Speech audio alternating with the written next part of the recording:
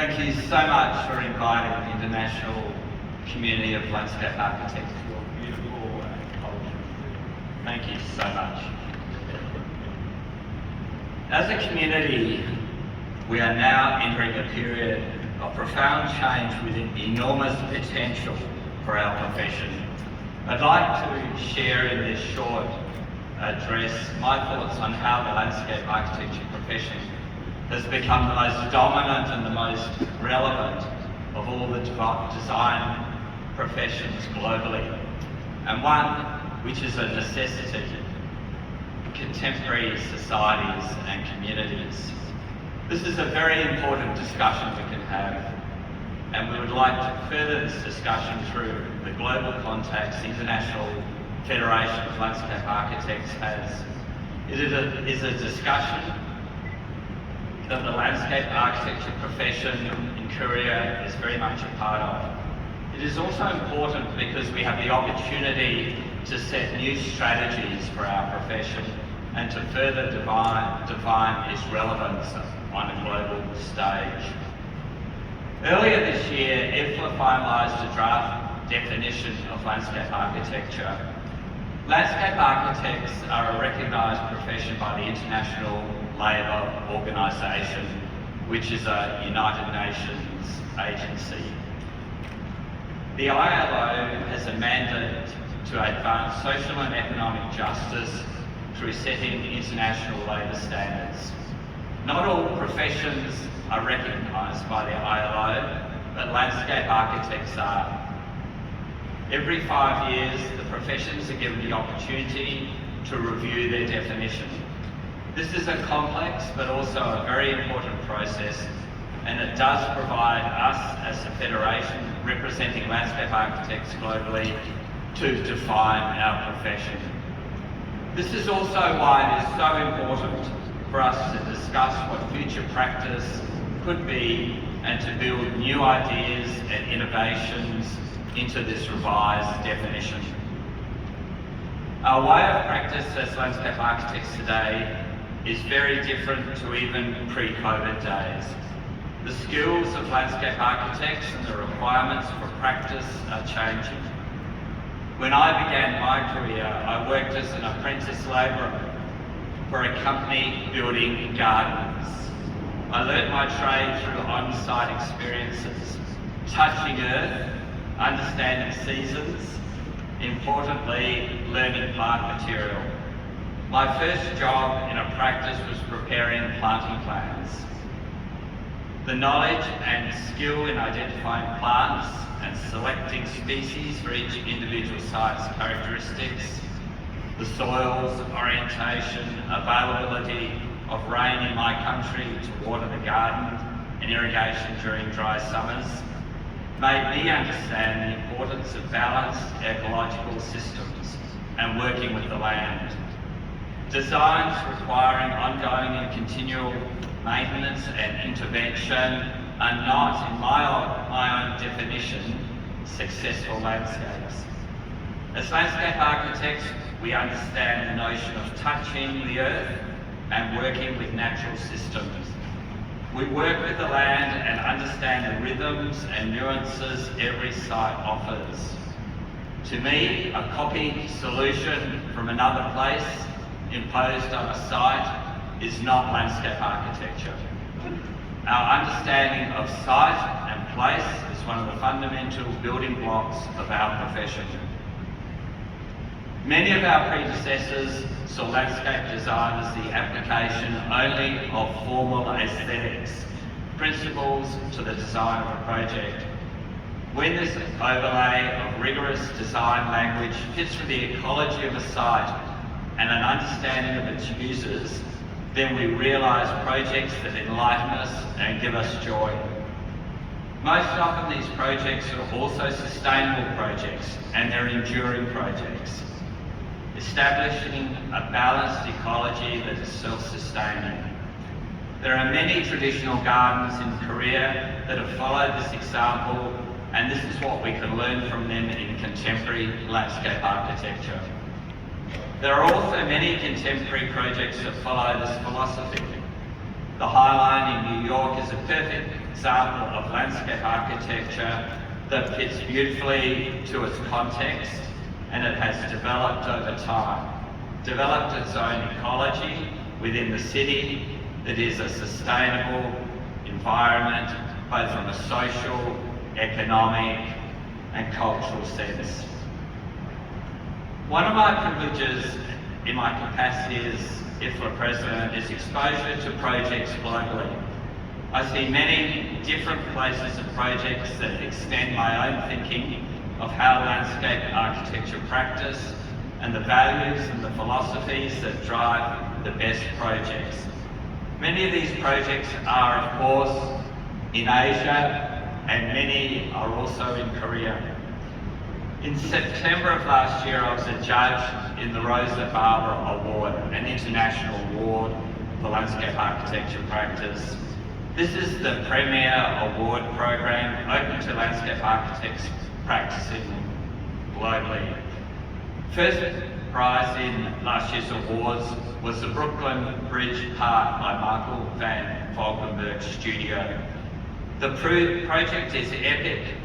It transforms one bank of the East River, separating Brooklyn from Manhattan.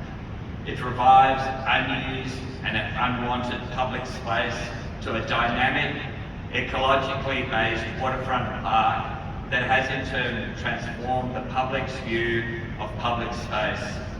This is a very successful and globally influential project that has at its core an understanding of the organisation of space, movement between these spaces, and a knowledge of plants and ecology. These are the basic foundations on which contemporary landscape architecture is focused. Now, all landscape architecture practitioners have knowledge of and try in their practice to apply the United Nations Sustainable Development Goals.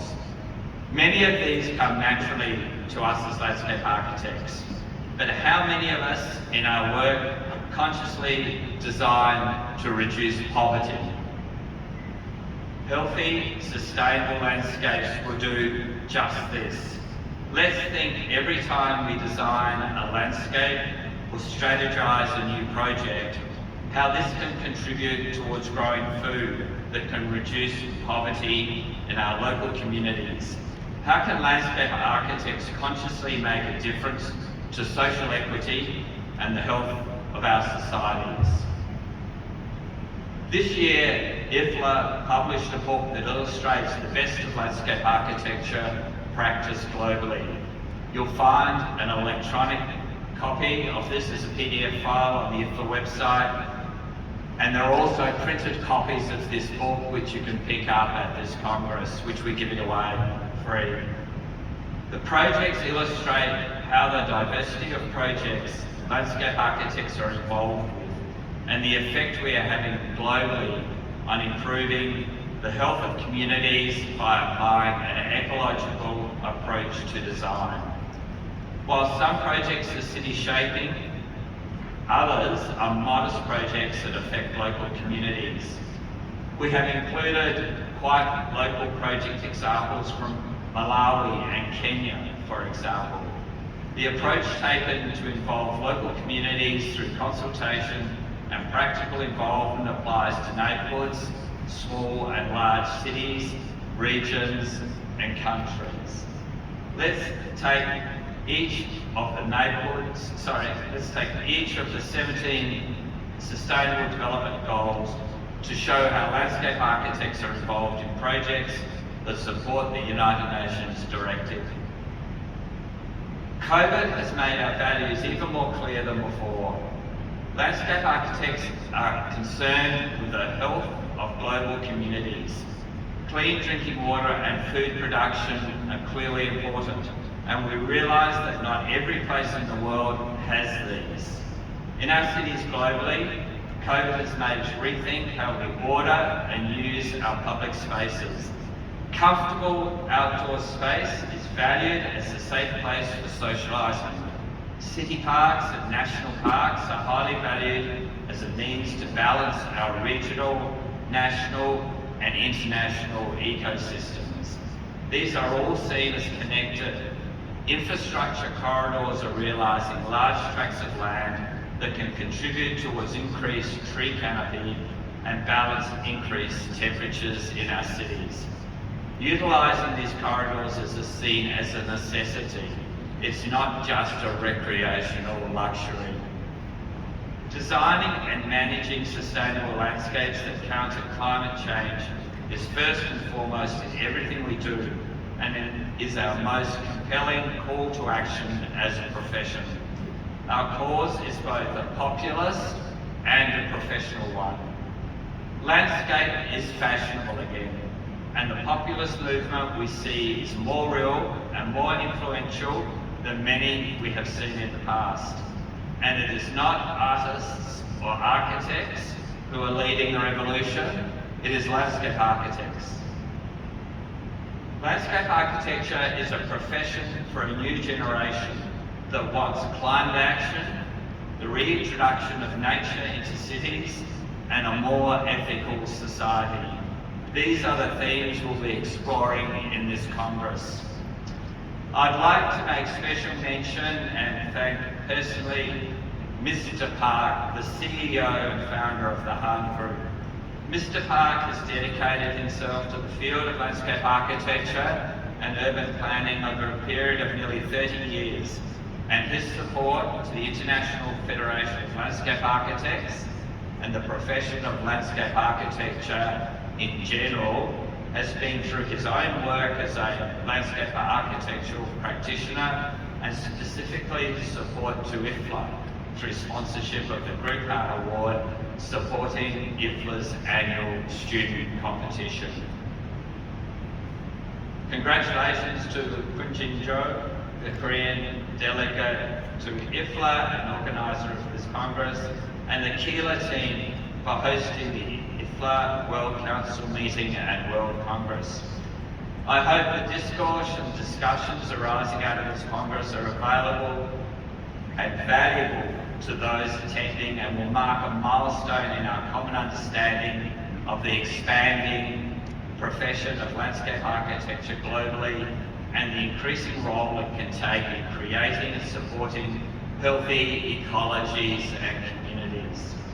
I share with you a desire to learn from these discussions and the lessons that are critical to the relevance of landscape architecture as a part of our everyday way of life.